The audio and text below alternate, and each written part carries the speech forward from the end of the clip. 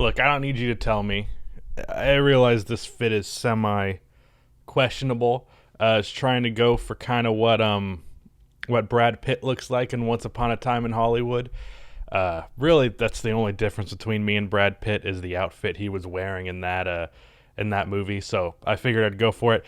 Different colored Hawaiian shirt, so it doesn't really work. But let me get a yellow Hawaiian shirt. I basically look like Brad Pitt. Tell me in the comments I look like Brad Pitt. Anyways, subscribe to the channel if you're not already and drop a like on this video. I don't know what the fuck that intro was.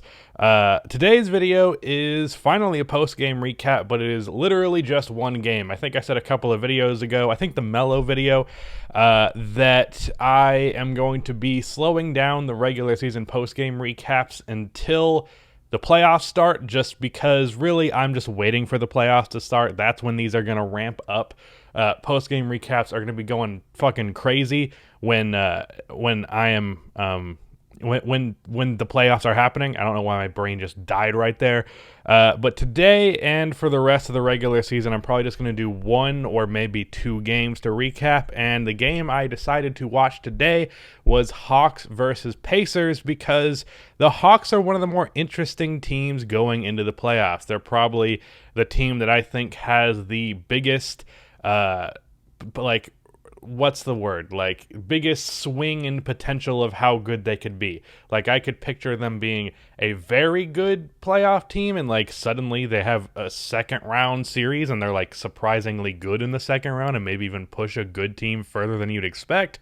Or I could see them losing in 4 games. It really depends on a lot of circumstances, because the Hawks have kind of, for me, when I watch them, they either have a great night or a bad night, and sometimes the great nights don't even work out to the extent that you would like them to.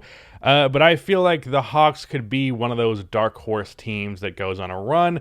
And then also the Pacers have been in the news lately, and for very interesting reasons. A new head coach, he's not new, they got him in the offseason. He is apparently a piece of shit dickhead, who is like very rude and has a bad way about doing things, and there's a lot of drama with the Pacers. The Pacers originally fired the head coach of the Atlanta Hawks now, Nate McMillan, in order to make the next step, which is funny because the Pacers were significantly better last year, so clearly that was not the next step. And also, upon that hiring, apparently TJ Warren pretty there soon after asked out of Indiana. Obviously, he wasn't traded, and a big part of that is that he's been injured all year. But that's interesting. Didn't expect so much internal drama from the Indiana Pacers.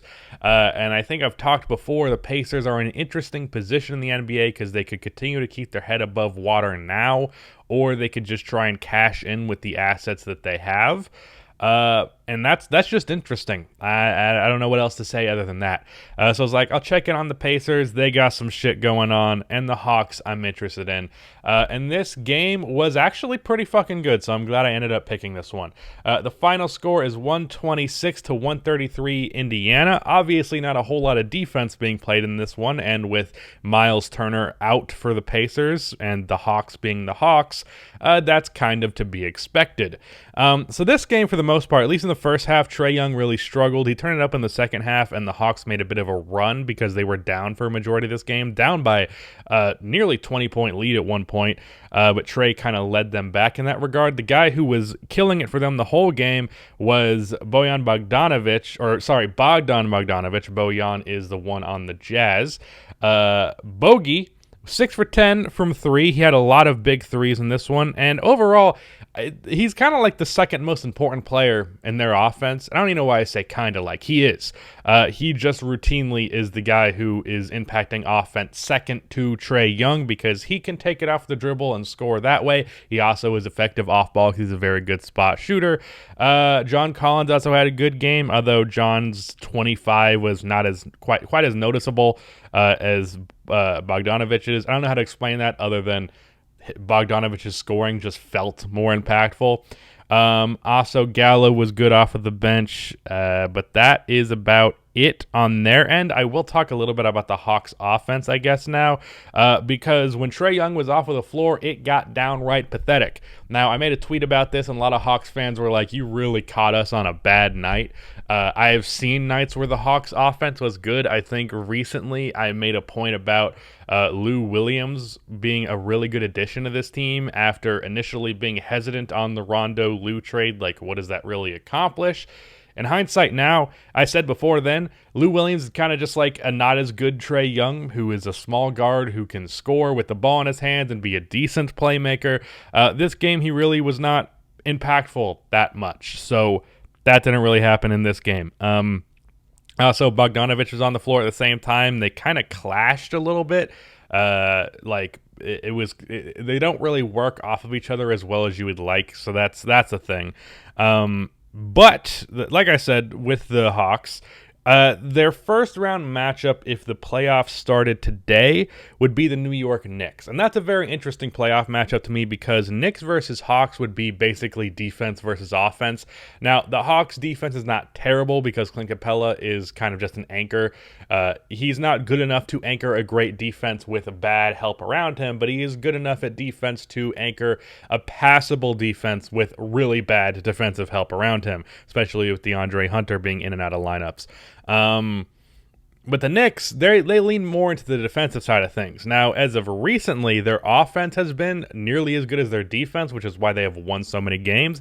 But typically speaking, at least for the regular season, if we're assuming that streak is not what they're going to maintain going to the playoffs, it is going to be defense versus offense in that first round matchup.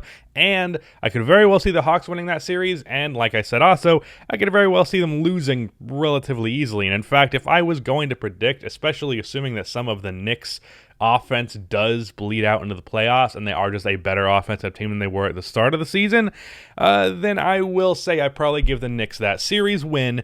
But another thing that I was going to mention with the Hawks is that they really were not great in the first half, and they picked things up significantly in the second half as soon as Trae Young started playing well, and that was despite Bogdanovich and John Collins playing well, despite Gallinari playing all right.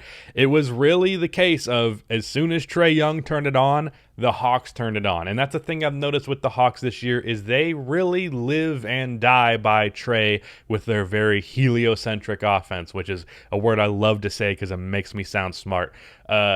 And that's kind of how it goes with teams like the Hawks with Trae Young. Another example is the Dallas Mavericks with Luka Doncic. I've said before that the Hawks as well as the Mavericks need to work to break up that pattern because especially come playoff time, it's a lot easier to pick apart. But Trae Young, if he does have a good playoff series, I think the Hawks can go relatively far because they have offensive pieces that complement him very well. And while the defense is not good, it is not terrible. So if you just have a very hot Trae Young for a 7-game series or less if necessary, I think the Hawks can go relatively far in the playoffs. By that, I mean really just a second-round exit where they play pretty well in the second round because I doubt they do anything to stop either the Sixers, Nets, or Bucks. I think they'd also lose to the Celtics and the Heat. Probably not the Hornets, but yeah, that's not it's not a favorable matchup come second round. But I think it's possible that the Hawks just are very good in the playoffs. That's my point. I also think it's possible they kind of suck. Damn, this video is a lot longer than I was expecting it to be. I haven't even talked about the fucking Pacers. I talked about their drama before, but on the Pacers side of things, I'll try and keep this brief because I wanted this to be shorter than normal, but I find a way to talk about shit all the time. Domantas Sabonis put on a fucking masterclass in this one. One thing that concerned me about the Hawks end defensively is that they were getting picked apart with backdoor cuts. Sabonis was finding all kinds of backdoor passes, and it was like, do the Hawks have any modicum of a notion of how to defend the back door? It's not that difficult. That's a very fundamental thing. But Sabonis got 9 assists in this one. He shot 12 for 14, was hitting all of his three-pointers, which is a big thing with him when those are going, and he's pretty difficult to guard. But then I also have to shout out Caris LeVert. Caris was having a quiet, very good game. I didn't really feel like he was taking over. But in this fourth quarter, dude, he was hitting hitting difficult mid-range pull-up after difficult mid-range pull-up. He had an and one. He had a very difficult fadeaway. He had a baseline fadeaway very late. It was all him late in this game, and that was really the function that Karis LeVert serves on this Pacers team, is replacing the Victor Oladipo and TJ Warren shot creator role, because Sabonis can't just be like taking fadeaway mid-range shots off of the dribble all the time, because he's a big man. That's not really natural within the flow of the offense. He was also playmaking very well. And I have to talk about TJ McConnell. I just tweeted TJ McConnell is the greatest player of all time, and that's because he fucking is. Don't at me. He had 4 steals in this one, and I swear to God, all of them were impactful. 2 that come to mind in particular is he got a really clutch late-game steal as the Hawks were looking to get back into the game. He got a steal and a layup on the break, and then at the end of the third quarter, he got a steal and then passed it to, I don't remember the guy's name, for a layup to beat the buzzer at the end of the third. And he was just he had an imprint all over this fucking game. 19 points off of the bench, 9 for 12. He is the best 3 to 7 foot fadeaway shooter the league has ever seen. He's so good at that, like, falling, banking fadeaway shot. He does it all the time, and it's very entertaining to watch. TJ McConnell, I just confused him with CJ McCollum. Now I can't talk because I'm mixing up the 2 names. But TJ is very, very good.